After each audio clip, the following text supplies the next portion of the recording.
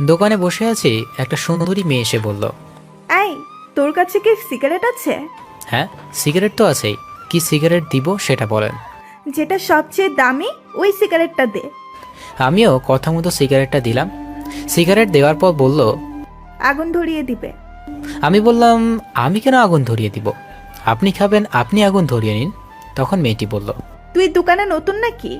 আগে তো একটা বয়স্ক লোক থাকতো। আমি নতুন হই আর পুরাতন তাতে আপনার কি? আর আমার সিগারেটের দাম দেন। তুই আবার আমার কাছে সিগারেটের টাকাও চাস? তুই আমাকে চিনিস? আমি হলাম মাফিয়া কুইন।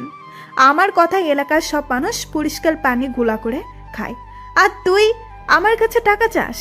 তোর তো অবস্থা খুব খারাপ হবে। পকেটে নাই সিগারেট খাওয়ার পয়সা, আর ডায়লগ দেখি তো মনে হয় ফুটপাতের ধনী। যত সব ফালতু মেয়ে। এটা বলার সাথে সাথে মেয়েটি আমাকে ঠাস করে একটা থাপ্পড় মেরে, আমাকে থাপ্পড় মারায় আমি দুই গালে দুইটা বসিয়ে দিই, আর মেয়েটি চিৎকার দিয়ে ওঠে।